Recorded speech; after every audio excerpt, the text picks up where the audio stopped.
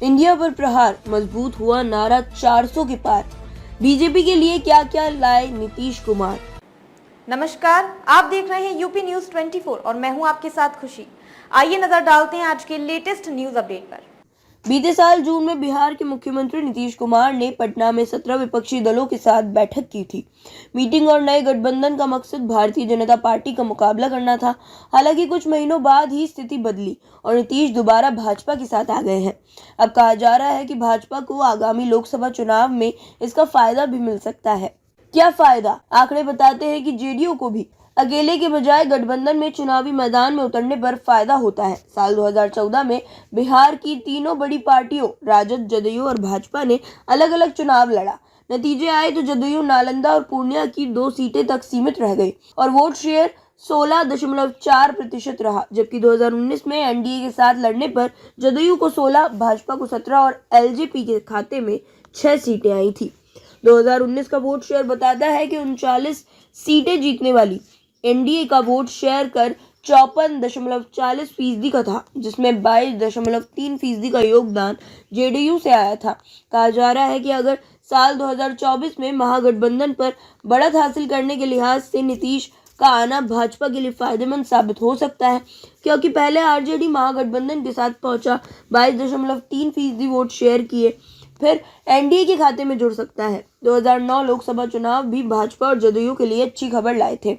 दोनों पार्टियों ने गठबंधन कर 37.97% वोट शेयर के साथ 32 सीटें अपने नाम की थी।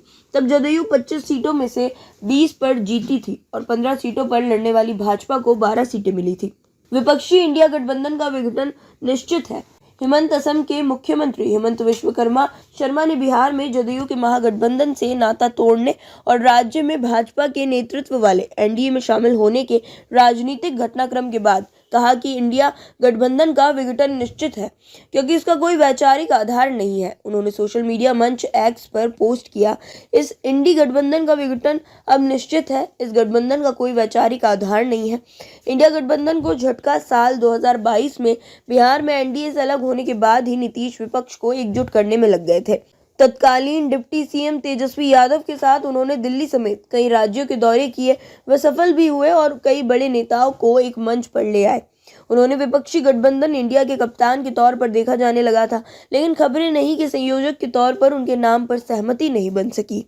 भाजपा में एंट्री की कहानी। जनवरी की शुरुआत में इंडिया गठबंधन की बैठक में जब नीतीश कुमार को संयोजक नहीं बनाया गया बल्कि कांग्रेस अध्यक्ष को आगे बढ़ाया गया, तभी नीतीश कुमार ने पाला बदलने का मन बना लिया। नीतीश के बेहद नजदीकी नेता ने भाजपा नेताओं से संपर्क किया।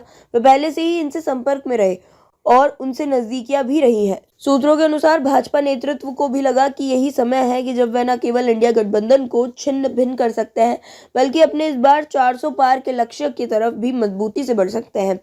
भाजपा से संकेत पाने के बाद नीतीश कुमार ने धीरे धीरे इंडिया गठबंधन से दूरी बढ़ानी शुरू की। इस बार के गठबंधन में भाजपा के अनुसार लिए जाएंगे फैसले। सूत्रों के मुताबिक भाजपा का केंद्रीय नेतृत्व ने इस बार नीतीश कुमार से गठबंधन करने से पहले सारी स्थितियों और हर मुद्दे पर स्पष्ट बात भी रखी। पूरी तरह आश्वस्त होने के बाद ही कहा है कि अब अगर नीतीश कुमार इंडिया गठबंधन से अलग होते हैं तो वह उनके साथ गठबंधन करने को तैयार है। नीतीश की भाजपा की केंद्रीय नेतृत्व से भी बात कराई गई और दोनों के बीच भावी तालमेल का खाका भी तय किया गया। जब सब कुछ तय हो गया तो भाजपा ने अपने राज्य के नेतृत्व को विश्वास में लेने का फैसला किया और बीते 3-4 दिनों में सारी पटकथा को अंजाम दिया गया। भाजपा ने भी साफ कर दिया कि लोकसभा चुनाव तक नीतीश कुमार ही मुख्यमंत्री रहेंगे, उसके बाद की स्थितियों पर आगे विचार किया जाएगा। खबरों में अब तक के लिए बस इतना ही। फिर होगी आपसे मुलाकात ऐसी ही एक और बड़ी खबर के साथ।